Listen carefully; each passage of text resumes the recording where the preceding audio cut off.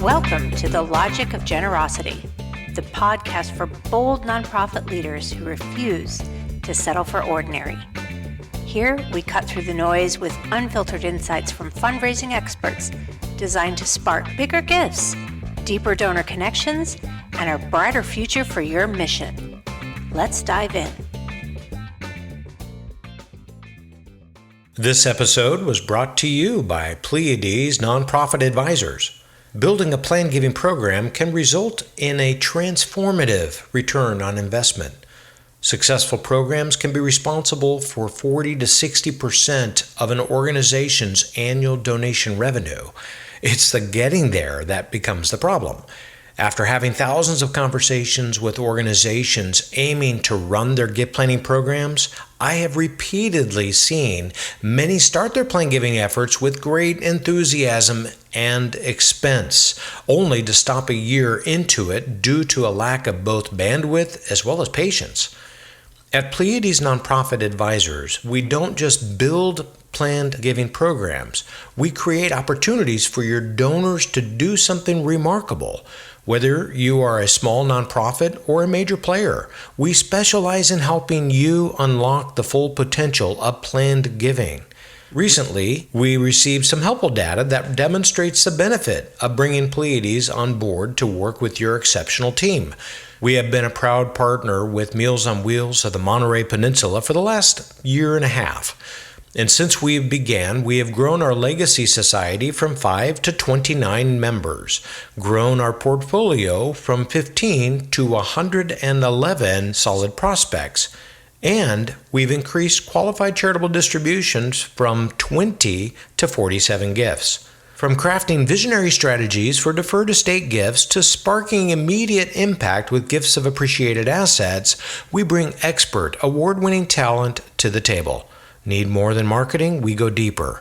We'll connect with your donors even directly, fostering meaningful conversations that lead to transformational gifts. Visit us today and let us build something extraordinary together. Links are in the show notes. This episode is brought to you by Stillwater Capital Management. Stillwater Capital Management is a full-service wealth management firm that takes pride in its goal-based financial planning, extensive market expertise, and exceptional customer service. They are dedicated to helping individuals, families, and for-profit and nonprofit businesses achieve their unique financial goals. Each of their clients receives a personalized financial plan tailored to suit their individual needs. As a registered investment advisory company, Stillwater Capital Management holds a fiduciary responsibility to its clients, which means they provide investment advice that always keeps the client's best interest at heart. This episode is brought to you by the Washington Times. The Washington Times is America's newspaper. We are Main Street media, not mainstream. When you read the Washington Times, you receive fresh, reliable coverage of events shaping your world today and tomorrow. Each day, you will receive unbiased and fair coverage of both sides of important issues, written and delivered to you by some of the most award-winning, trusted journalists in the country. You can subscribe to the Times' daily emails, such as Threat Status, which delivers breaking news on matters of national security, intelligence, and the military that affect the future of our nation. The Times' Higher Ground newsletter examines matters of faith, ethics, and morality, and gives readers multiple sides to the important issues of the day. Join the many educated readers who know the value of a Washington Times subscription. The Washington Times is a leading advocate for freedom of speech and an open discussion of all issues, which is why it is proud to sponsor this podcast. For more information about the Washington Times, please see their website on the show notes. All J, all day. That is today. Oh my gosh, I'm rhyming. That's so fun. Oh, that's horrible. By the way, I had lunch with Steve Adamian today, and he gives a big hi to you.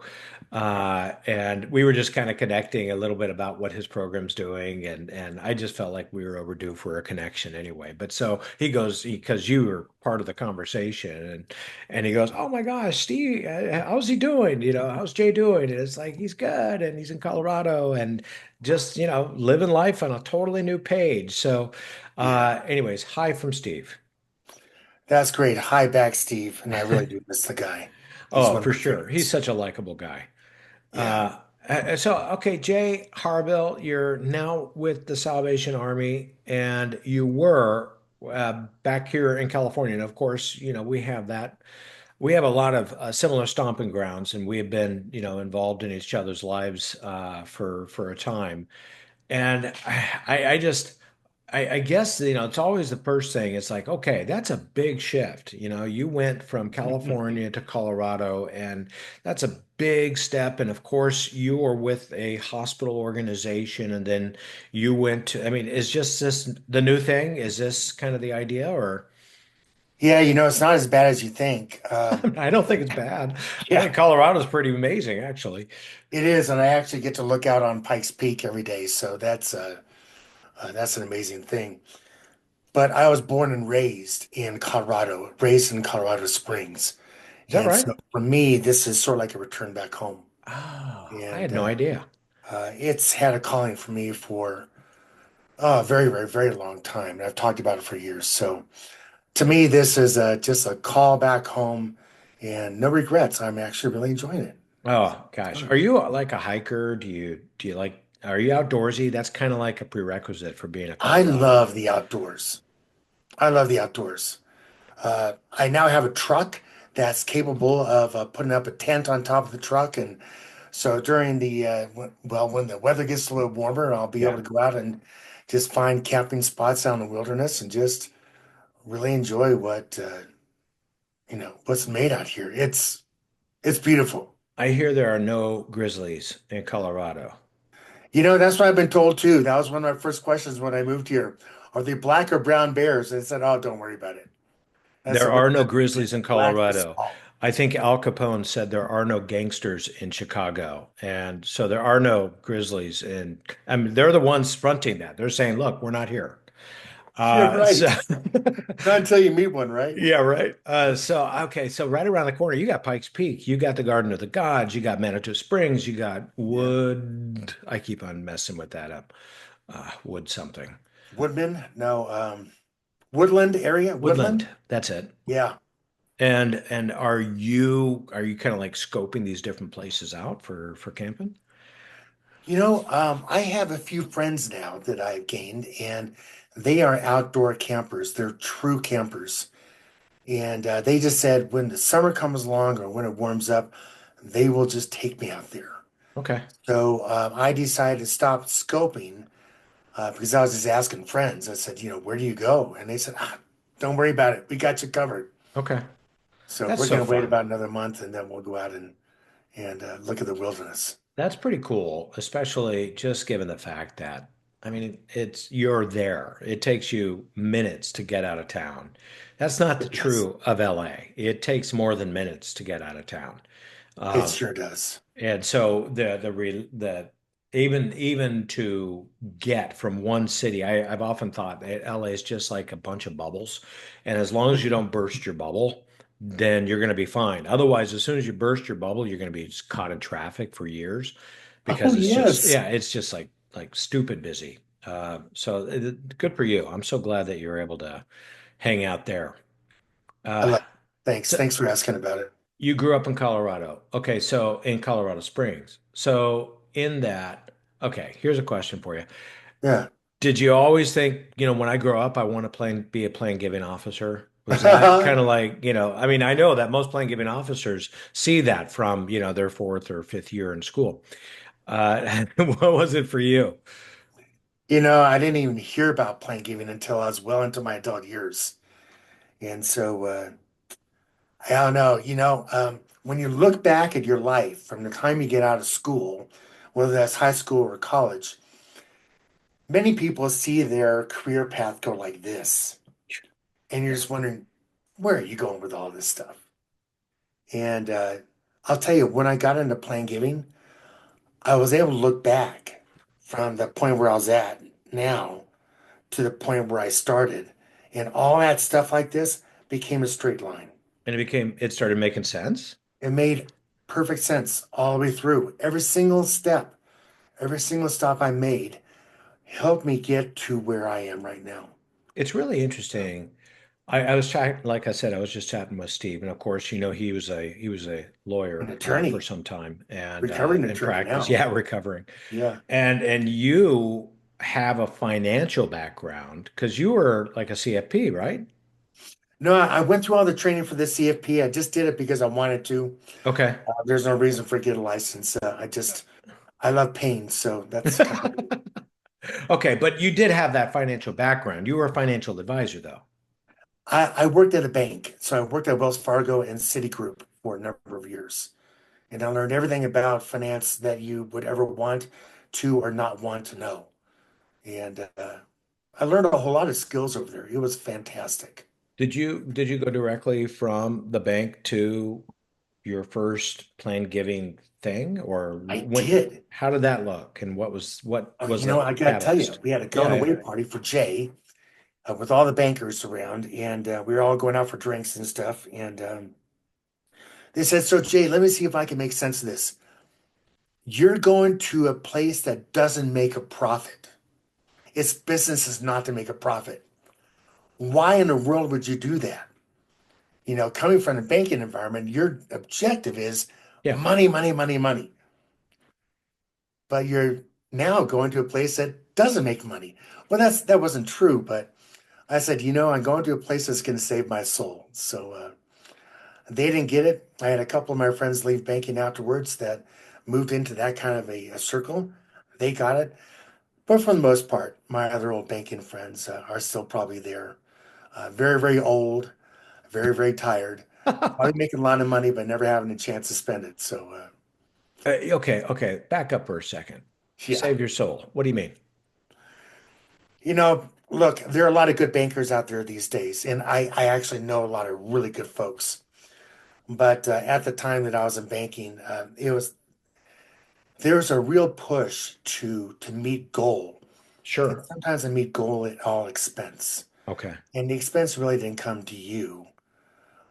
The expense came to the clients, Okay. and there's a gray game to play. And I know there are a lot of bankers out there that don't play the gray game, but at the time that I was there, I was pressured a whole lot to play that middle road Hmm. where you're not in a black, but you're not in a white, and I didn't see myself doing that. So Yeah. I So thought if did it I'm not just kind all of, in, then I'm all out, I and mean, that's did that just end up kind of taking a toll on you mentally? And just I can imagine because you're a pretty relational guy. And you also strike me as a guy who likes to give of himself. At least that's what I've seen over the last, I don't know, however long I've known you, 7, 8 years or whatever, but longer than that. Yeah, has it? Okay. So that, I mean, where did you go and what was I can only imagine the shock value of going from something that's very regimented and highly structured as a bank and then moving over to a nonprofit. And I've heard that some nonprofits, they're really trying to be organized, but it's not exactly the easiest thing for them to do.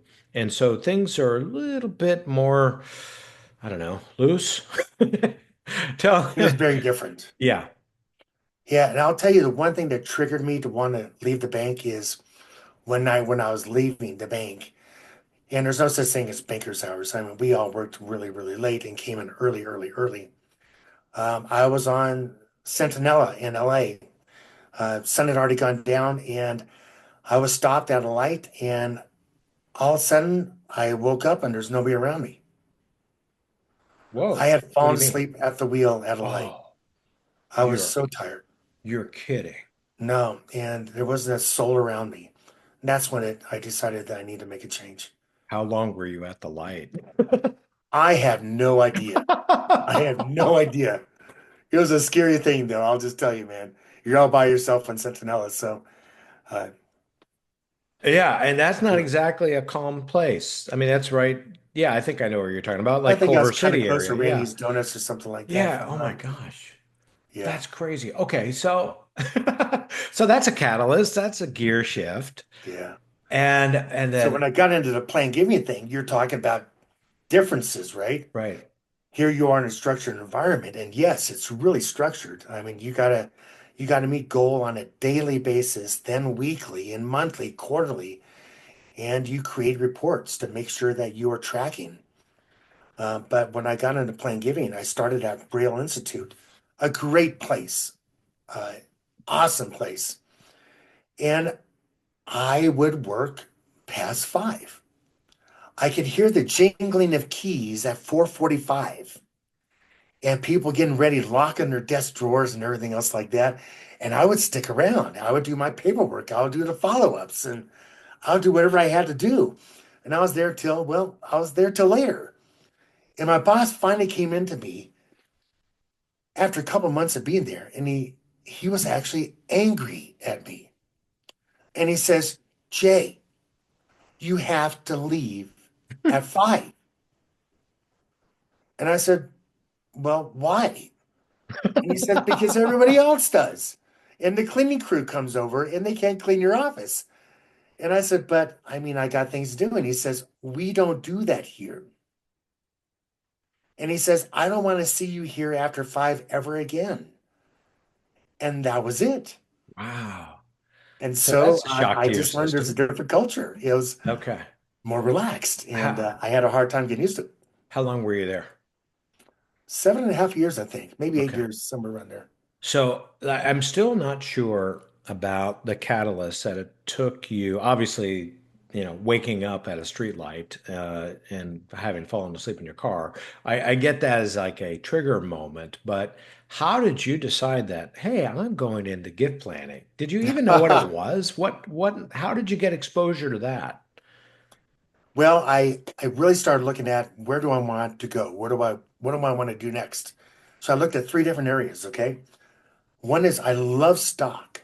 I love investing. So I looked into stock brokerage. And the other is I want to get into trust work at banks. Since it's already in a bank, I thought I could do that.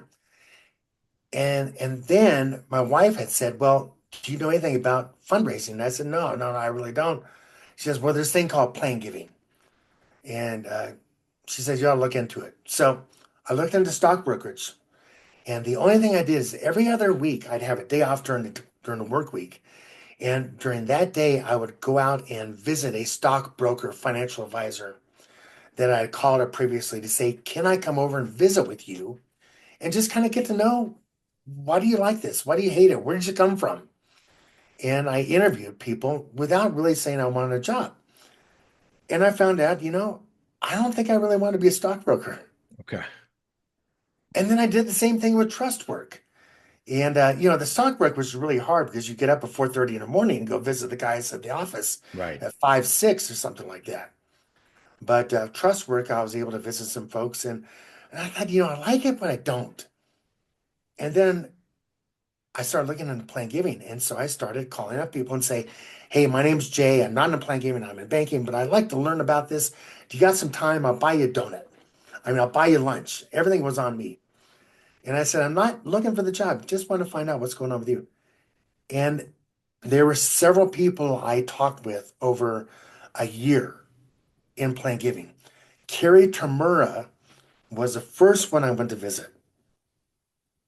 And it was a lot of fun. I had the book, the NCPG directory book, and I just looked up LA and I looked at the most important people. And so Carrie was the first guy. And then John Dixon was a guy who worked at American Heart over there on Wilshire. And I called him up. And lo and behold, he and I became very close friends.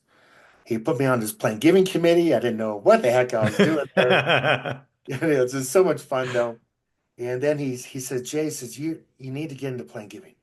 So I said, I don't know how to do this. And I remember we were looking for jobs for me. And there's one day that he was traveling in Hawaii with his family. He was on the beach and he was looking through the LA Times and he saw this opening at Braille Institute, another place I wanted to go visit.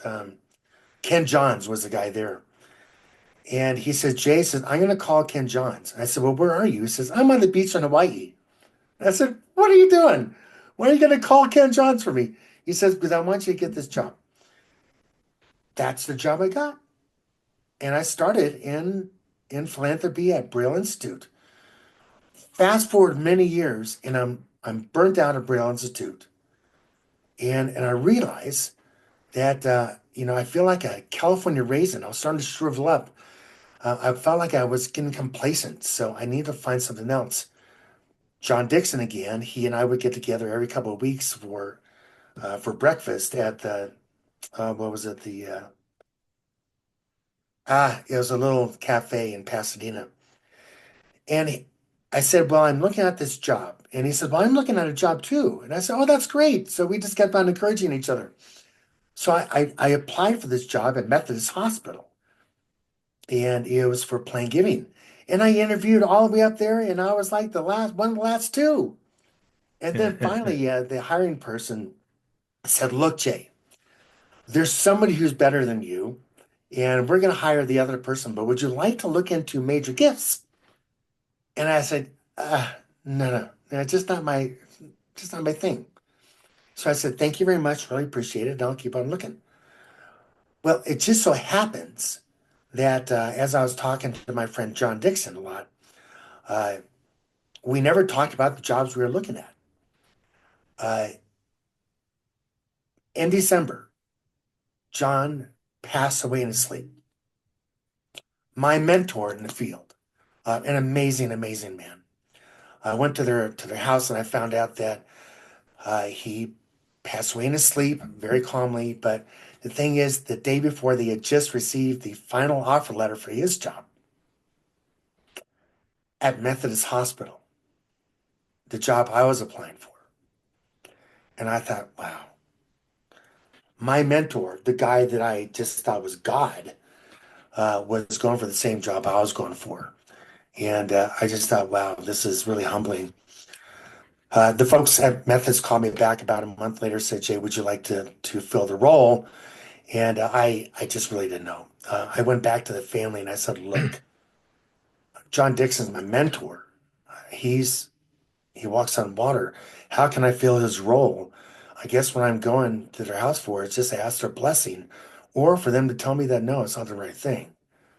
So believe it or not, we actually got in a circle. They pulled up a chair and said, Jay says, let's go in the living room. Let's say a little prayer together. And I thought, wow, okay, let's do that. And they prayed about it. And they said, Jay, John would be proud.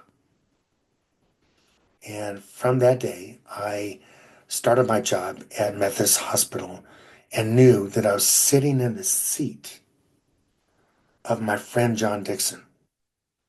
And that reminded me that I was there for more than just a job.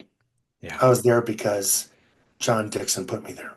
that's crazy. So I tell you that story. It's a little long, No, but no, I like it. I'll I just tell you that's kind of what's been going on for me in my life and philanthropy.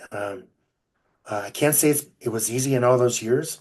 There are times I was looking for another job, but I stuck it out, and I have no regrets. It was yeah, a good place.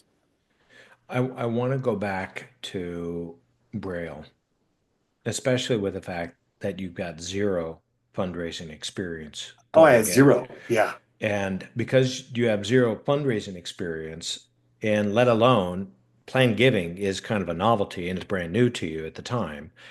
And what I would like to hear a little bit is talk about the good, the right moves, the bad, the ugly, the learning experiences, because I just know a lot of people who are going to be listening in on this are going to be really Yeah. Plug curious yours, about, everybody. yeah, Yeah. right. They're going to be just talking. It's like, okay, what are the moves I need to make? And of course, Yeah. that's going to be at the heartbeat of a lot of people's questions. And then what I would also like to do is once we've kind of covered this, and I really want to focus a lot of our time on your time over at Methodist Hospital and what you did on your program there. So let's go back to Braille, and here you are, Jay. come lately to the plan giving experience and it's like, what in the heck am I doing? Which is pretty much, by the way, the sentiment of almost every person who enters into our field. So by the way, if you Right. feel like you don't have the answers, guess what? Welcome to the club. We're all faking it. So anyways, Welcome to the club. Yes. We all started with zero. We did. Yeah. Okay, so here's Braille Institute. And I'm talking with my new boss, Ken Johns, and I found out that he started his career as a pastor of a church. And I thought, wait a second, how'd you get into Plain Giving? How are right, you the boss of Plain right. Giving? But he said, Jay, interview other folks and find out where they come from. There were some that are CPAs, some attorneys. There are a number of folks that were pastors. It's Uh, interesting. There's a lot of overlap. I'm here to tell you. there is a lot of overlap. And you're right. And I think what he was really trying to tell me is that, Jay, it's not about what you know, it was about the relationship skills. Yeah, And I found that really interesting. Uh, he says, Jay, we didn't hire you because you knew a lot about banking. We hired you because you seem to be a relational person. We can teach you everything else, yeah, but we can't teach you about the relational skills. right. And I got to tell you, though, don't be too impressed. I mean, back in the day, I made a lot of mistakes. I made a lot of mistakes on the relational side. I was, you know, I depended on the script and, writing down notes. And it was just, it was embarrassing. But I learned a whole lot from that. Yeah. So where did I start? I started there because of a lot of grace from Ken Johns. And he recognized that they hire because of relationship, not because of skills.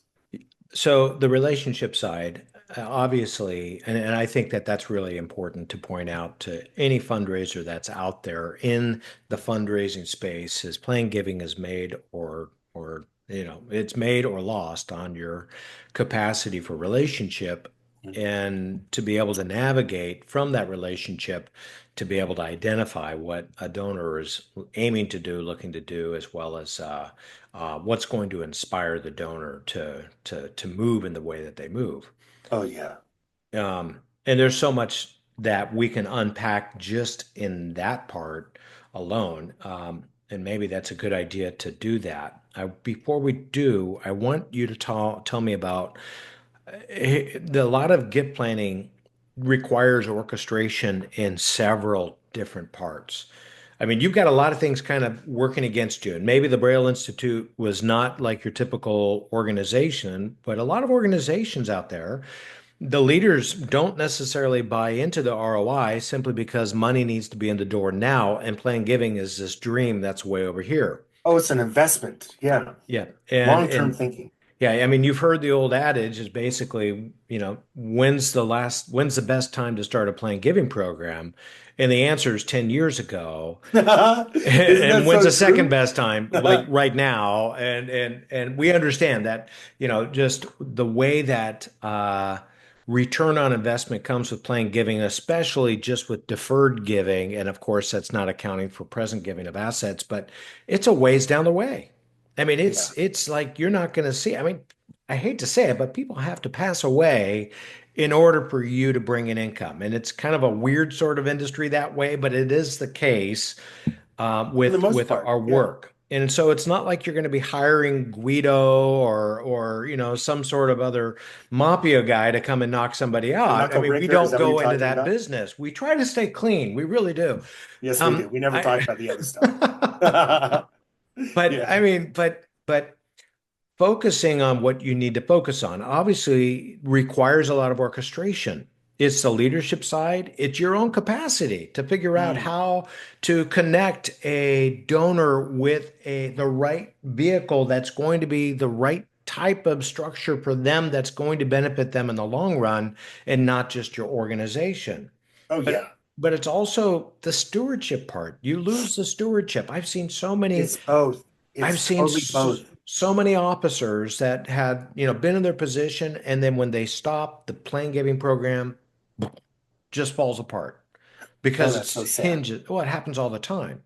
And it's a relational thing that stops. And after a while, especially if you start just moving new people, new people, new people, new people, and their tenure is 18 months or however long, it doesn't help the program. No. So going back to Braille, what did Hmm. you feel like you needed to invest in to begin building your program? What were the things that were the most essential things out of the gate? Wow. Braille Institute actually had a very mature plan giving program. In fact, they were kind of backwards in the best sense of the word. Ever since their beginning, they started with planned gifts before we even called it that. Huh. Their first gifts came through estates, and that's what sustained them at the beginning. They carried that through all those years to the time when I was working there. Major gifts was a byproduct, in a way, Hmm. of the planned gifts. I have never been in an organization, I've never known of an organization that started that way, but Braille Institute most assuredly did. So their program was mature.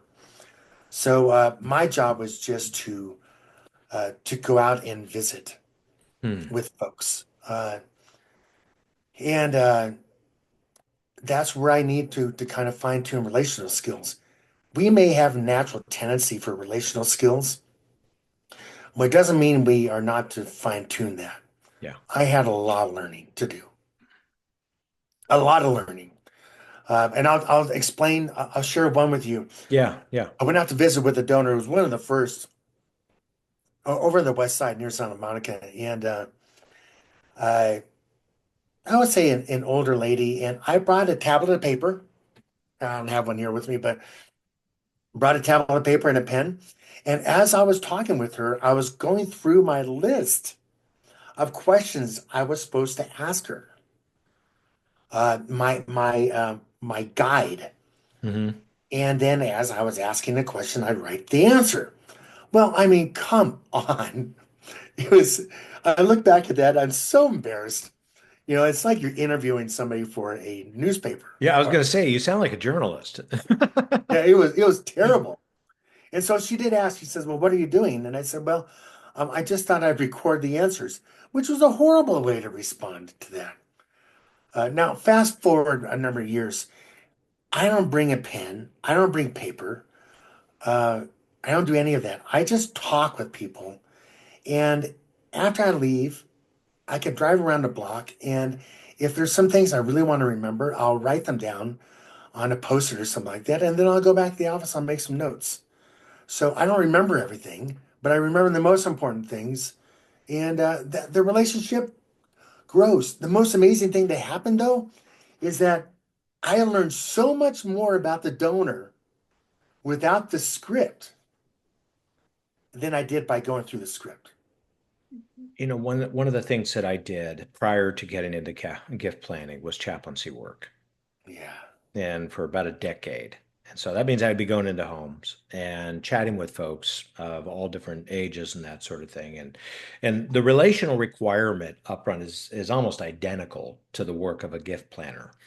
Yeah. And you're doing a lot of cultivation, you're doing a lot of discovery, you're asking them about their family, and you're observing what's happening in the room, you're identifying. Then for me, the biggest thing that I was trying to identify is what makes them tick.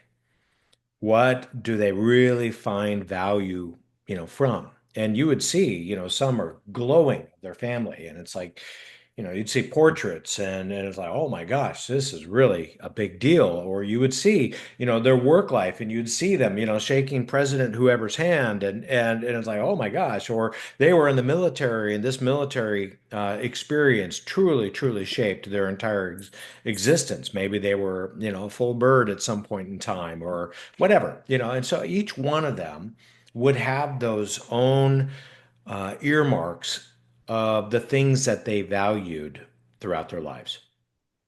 When you went in, Fireplace mantle, right? yeah, yeah, yeah. Isn't that what we're talking about? You sit in the living room. What do you look at? You look at that fireplace mantle. The most important things in the entire house are right there. Okay, so you go Yeah. to a house, you're invited into the living room, you see the mantle. What's on the mantle? Give me an idea. Photos of the family. Do they have a family? Okay. Or do they have a big family? Sometimes they have a big family. So And you're then going, oh how do boy, there you, goes a planned gift. well, yeah, right. Well, they're sad, but Yeah. but tell me a little bit about your approach because I think this is a real trade skill that maybe you and I might take for granted just because we've done it for a long, long, long time. But for those who might be a little bit, newer to this sort of experience, how would you observe and translate that into a successful visit? Wow. Um, you know, I think I learned how to shut up. I think I learned how to shut up. I can't say that. I'm still learning how to shut up. Yeah. Asking open-ended questions. Such as, Hey, so tell me about the musket that's over there on your fireplace mantle. Where did that come from?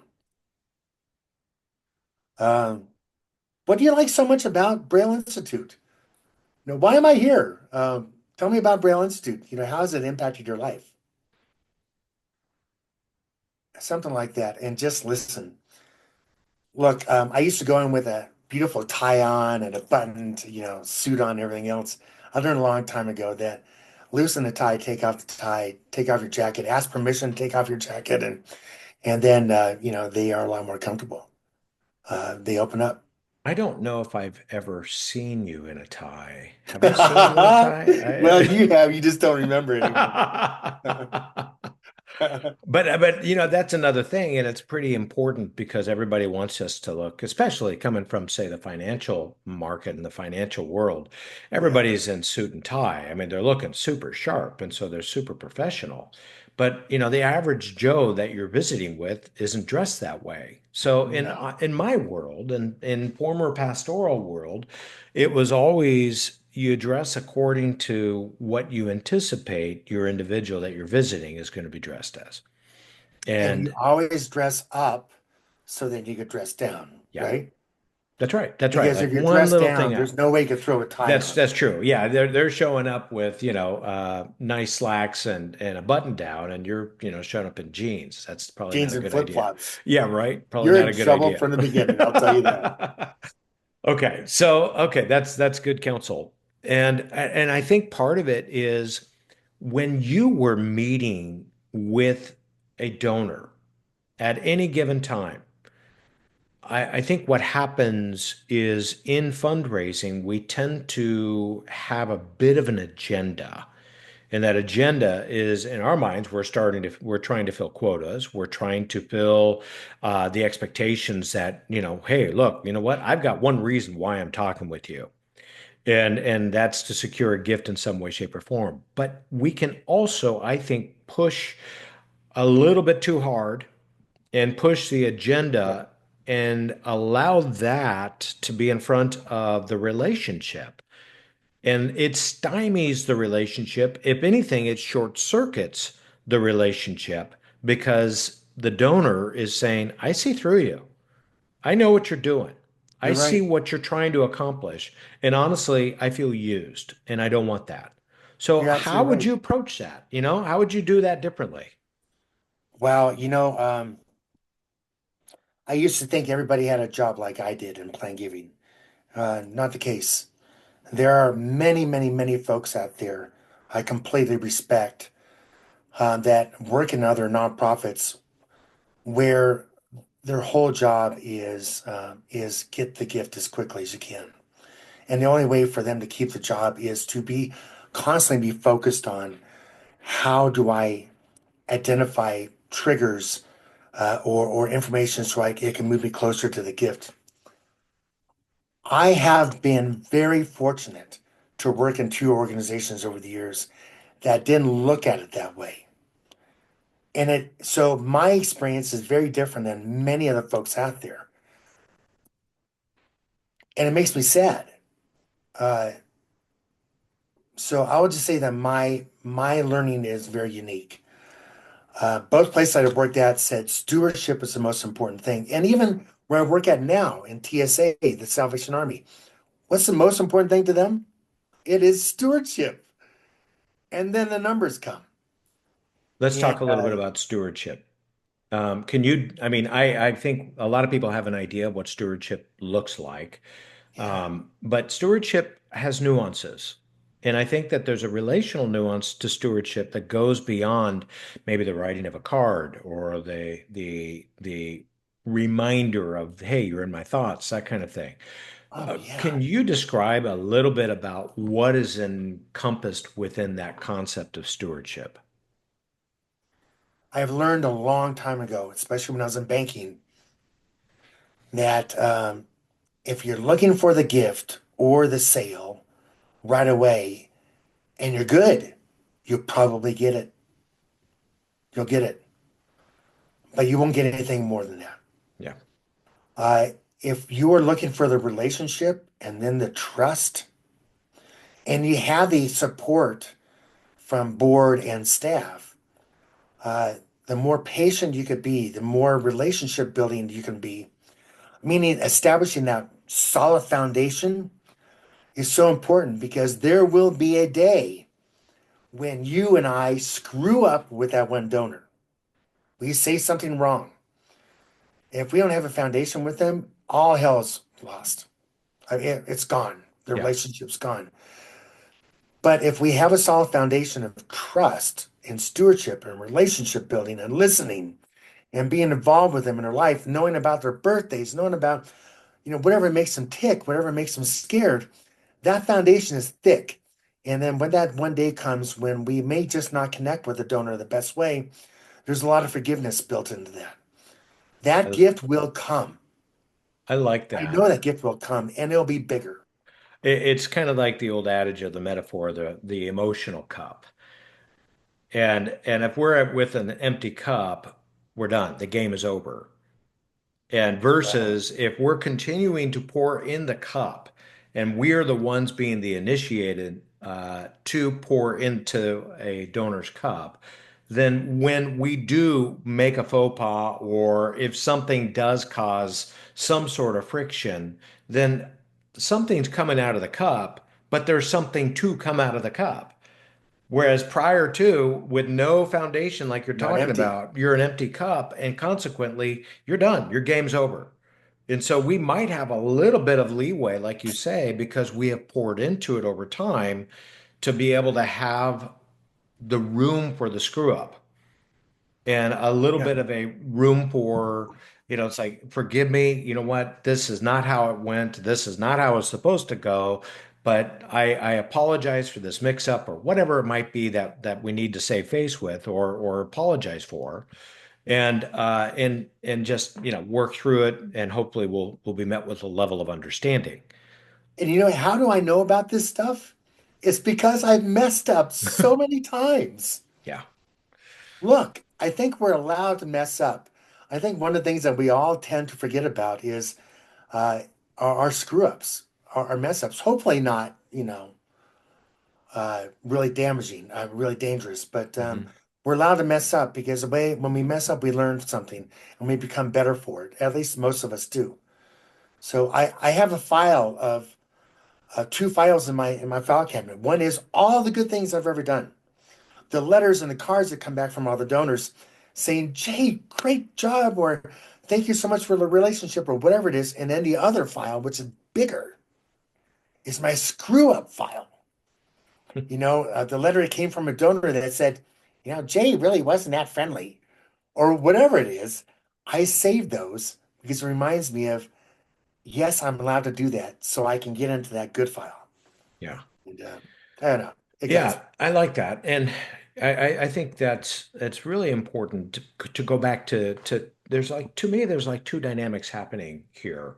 On one, there's going to be the cultivation and the importance of not letting your agenda get in front of the relationship. I think there's that. I think that's really important. The So other hard to do, part, though. oh, So hard. it is, especially when we're getting pressured on so many different angles there.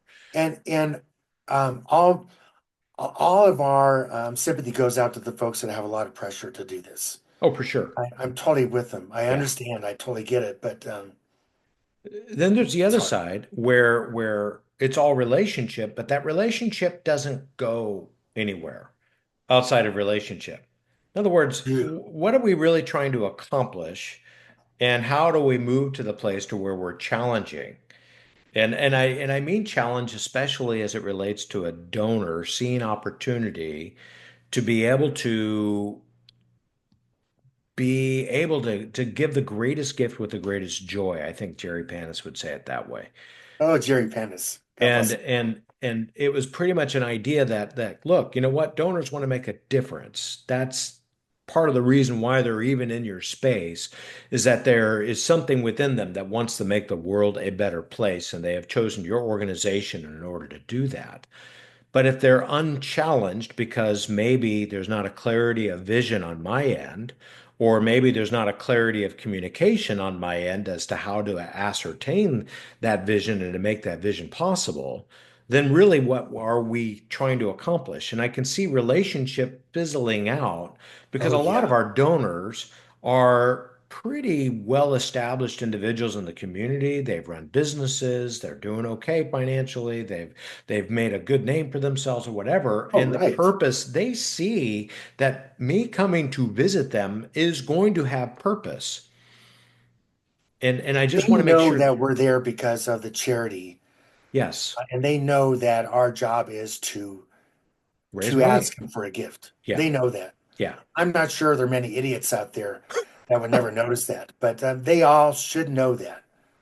Yeah, yeah, and I think that as long as we're clear at the outset that that's what our, that's we are there for that. But at the same Our donors time, are smart. yes, they are. They're very smart.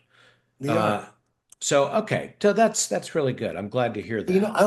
I want to stop it now for just a Yeah, moment. do It kind it. of brought up a thought for me. We can focus so much on building that friendship, that relationship, but sometimes we get too far into relationship where we have a relationship with each other, and then the charity is somewhere off floating away. Yes. Uh, if you're a natural relationship builder, that's one of the things that we have to really work on and be aware of is that build a relationship. And the only reason why we know them is because of the organization that we work with. Right. So we have to find a way to keep that connected in there. So, for somebody who is not relationship oriented, they got to learn how to build relationships. For folks who Yeah. are relationship oriented, they got to learn how to make sure that we're connected to the source of why we're talking, right? Yeah, that's a really good point because I've seen, I mean, here's the thing is that a organization is employing you as a representative of them to carry out their best foot forward to make a connection so that they can receive some sort of gift from you. Right. I've seen it, on the other hand, where donor officer creates such a connection that organization and direction that organization begins to be kind of a wedge between the donor officer and the donor officer begins to kind of move in this direction, and they quit their job and they go to another organization and they take the donor with them. How many times does that happen? It I got to tell you, Andy, my old boss, and I won't tell you which one it was, told me he said that he had been stewarding this lady for years and years and years. And so they would go out to dinner every once in a while and stuff. And well, that led from one thing to another to another. And it was a widow, and she fell in love Oh no. with my boss. Oh boy. And then she made a decision to give a significant amount, if not all of her estate, millions, to the organization because she liked the organization, but she also had some feelings for this guy. Yeah. And so he had to break that apart. Yeah. Oh my You see, what gosh. we're dealing with here is, if we are really skilled at what we're doing and building relationships, that we really get close and intimate and trusting. And sometimes those folks need to have that companion there and see that you are the most trusted person in their lives. Yeah. That could be a little dangerous too. It can be. And you now, obviously, we've stepped across the line of some sort of ethic that just says, oh, wait a second, this is not where this is going. And not that, Yeah. that he could help, the donor from having those feelings, but still. to be able to recognize that it's like, ooh, wait a second, let's step back here. Hold on, horsey. And I think it is very true, especially with a lot of senior-based organizations and actually a lot of organizations in general, because they have a pretty senior audience in many cases that are giving the most to them. And that is a lot of seniors simply need a lot of friends and or need a friend. They need And companionship. yeah, I mean, they just don't have it. that's right. And they're very lonely Mm. in many cases, and it can be something that kind of goes and robs you of an. I don't think it's intentional. I mean, maybe there's some intentionality, but that's not what we're here for. But it is something that has to be identified. And I've seen it on the other side, donors saying, "Hey, by the way, go wash my car," or buy me a refrigerator, or whatever. And it's like, okay, I got to figure out how to manage that. Um, I've taken ladies out to go do the grocery shopping before. So, right.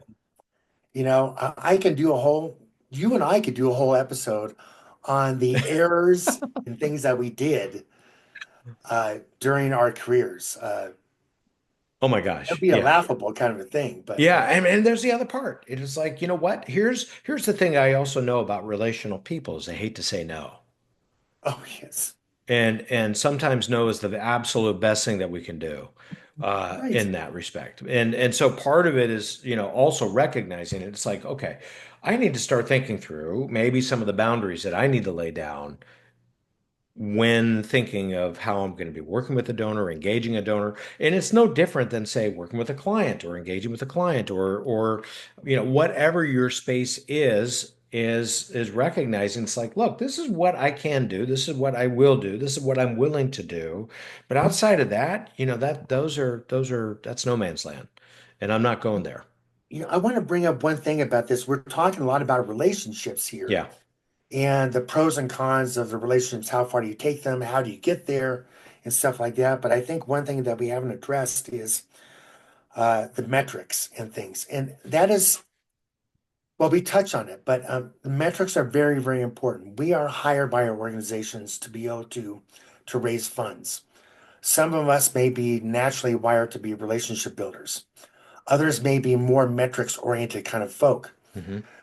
Uh, Russell James is a guy that comes to mind. He is, to me, in a modern era right now, he's the best of the best. Yeah. He understands metrics. He Yep. understands measurement. And this is not discounting Russell James at all. I think that what we all need to do is find a way to be able to have both of those worlds and try to bring them closer together. He's very relational, by the Relationship way. builder needs to He's learn very good something at that that. they're naturally opposed to is metrics. Hmm. The metrics person needs to learn how to relate to people. And so I think that the Russell Jameses and the other relationals out there, uh, those two worlds need to find a way to come together. That's what makes us, you and I, so special is that for the most part, we're able to bring those worlds together in a better way. Not all of us, but some of us have been around for a while, learn how to bring those metrics and the relations together. So I'd always recommend watch a Russell James video, see what he's all about. Also talk with one of your mentors out there who's a relational person and try to find a way to meld those two worlds. Yeah, and without a doubt, we bring up Dr. Russell James, and I got to tell you, he's incredibly relational, and he does a phenomenal job. We have connected He so really many is. times, Yeah. and so I He just don't want happens to. to have Yeah, a well, he has wonderful it. He mind has it as well. everywhere. He's just a gifted guy. But I would say that even to direct people, and I'm just looking at the clock, and it's holy cow, we're already at our hour, Jay. But for We love for talking. I know. That's what happens. We'll have to do this again. Um, but for I want to point people to some of the work that he's been doing over the last 3 to 4 years. And he talks about the different types of fundraising types that are out there because it's just not one type. And he has Right. like, the heroic fundraiser and the biblical fundraiser is what he's working on right now. And he's got a very fascinating story that comes out of 2 Timothy 6, I'm sorry, He's First very Timothy, skilled with that. First Yes. First Timothy 6. Um, and working through the different types of storytelling that these types of fundraisers are. There's about four or five, and I maybe I'll have to go find them and put them on the show notes. Just because I think it's really valuable for a lot of fundraisers that are out there to be able to have these tools to be able to identify. It's like, what kind of language do we use when we're asking for a gift? How do we phrase this? And it's not a script, it's more of a philosophy.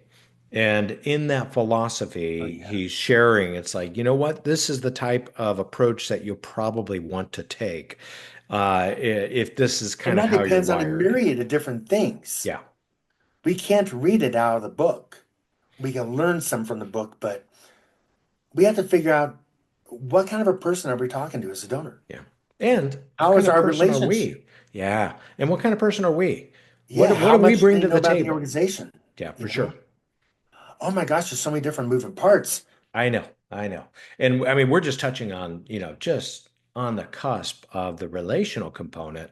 And let me ask you this, is in the relationship, the stewardship side of, and I'm thinking the relational component of stewardship, the amount of times that you found yourself visiting before you got to the place. What was the average amount of visits before you got to the place to where you felt comfortable talking about a gift? Oh wow. Wow, Andy, that's a big question. There's no magic answer to that. There are some folks that are very close to the organization, have served on boards, advisory committees, volunteer, whatever. And if you've been there a long time, they know who you are, but they don't. That kind of an ask can happen fairly quickly. Hmm. And then again, you're talking about somebody who is, fairly wealthy, not connected with a hospital. That could take 10, 20, 30 contacts, 100 to get something. That is a big depends. There is no answer. There's no It correct answer in that.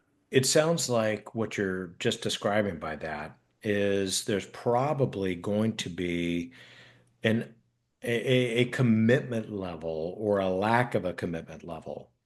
And I'm just remembering something that I just back in my seminary days where we would identify commitment levels in terms of their interest. And it's not only an interest level in terms of what we're describing, but an affinity level towards how we're, presenting what we're presenting.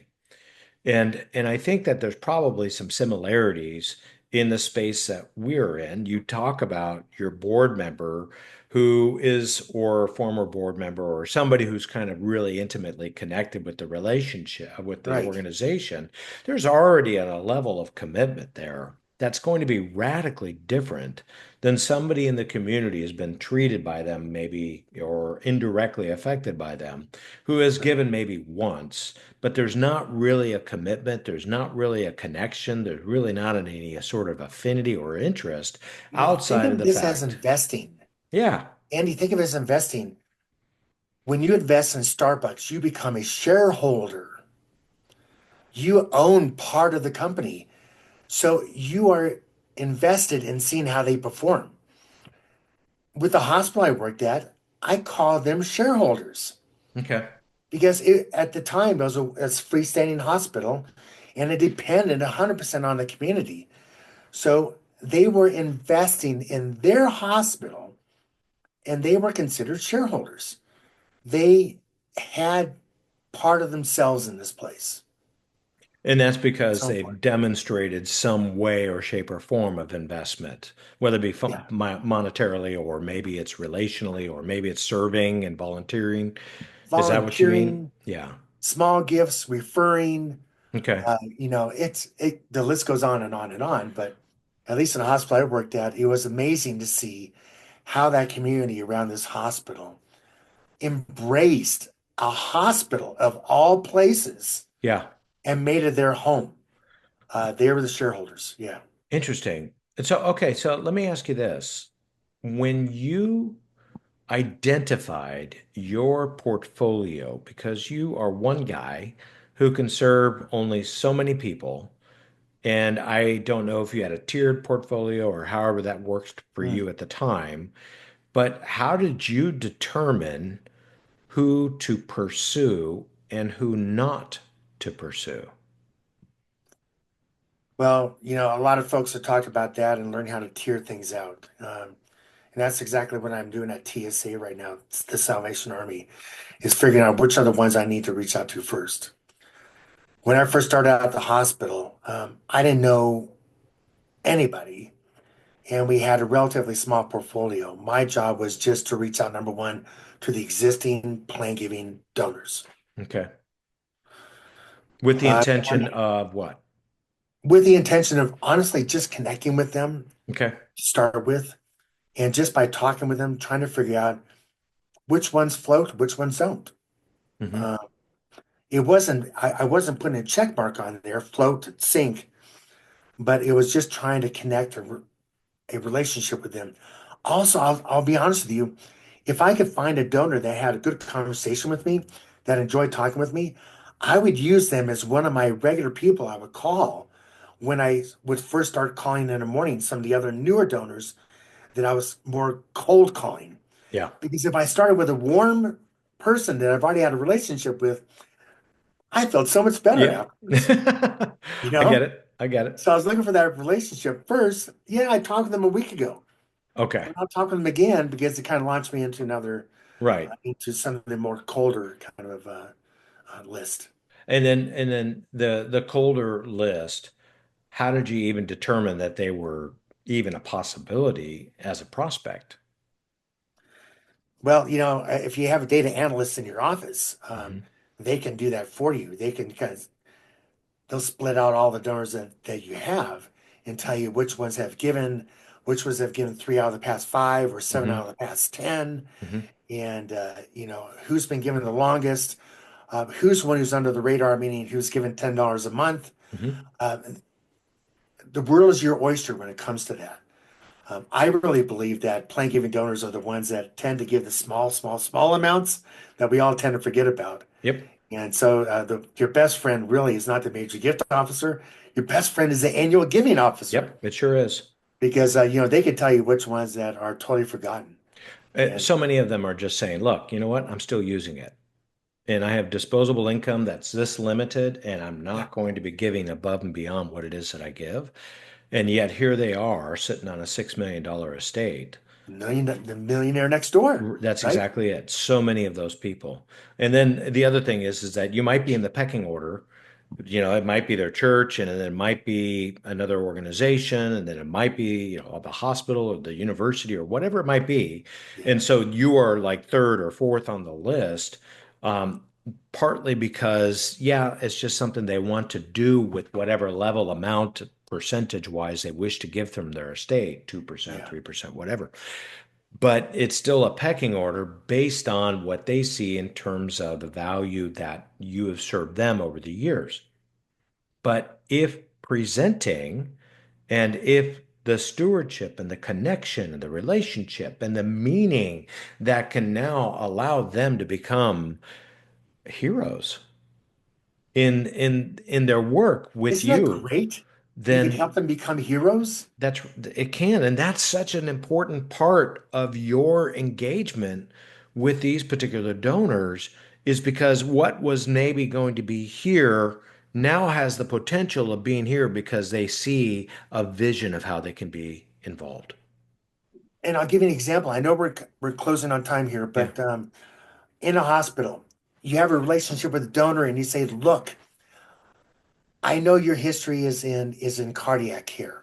You have a family that has cardiac issues. Please help us buy this item so we can help other folks survive their cardiac issues. that were not possible before. And you bring them out to the machine and you show them how it works, and you get a doctor and a surgeon to kind of show them how it works, and they kind of go, wow, this is really, really cool. And then all of a sudden they write the check and it's all over. Yeah. But it's really not, because they want to know, did it work? And so sometimes what I've done is, when there's been a patient who happened to be a donor whose life was saved or improved because of that machine, I'll take that patient, smaller donor out with the bigger donor and connect the two That's so and let cool. them know, hey, things happen because this person gave the funds to help you stay alive. That's so smart. And I know it doesn't happen very often, and Yeah. I get it, but the whole thing is that we need to recognize, after we sell the car, how are we going to continue to serve the donor Yeah. and help them to feel like they are the hero? And in that case, they're the hero. They go, honey, I just met this one man whose life was saved because of the machine that we bought Yeah. or improved. This is so cool. What are they going to do? They're going to be your best donor for the next ask, right? Yeah, that's right. They're going to want to do something. For sure. So I don't know. It's just kind of fun No, stuff. I love it, and I appreciate the example because it's so true when they see their work come to fruition in front of them. And that's something I think that's a true gift for a lot of people. It really is.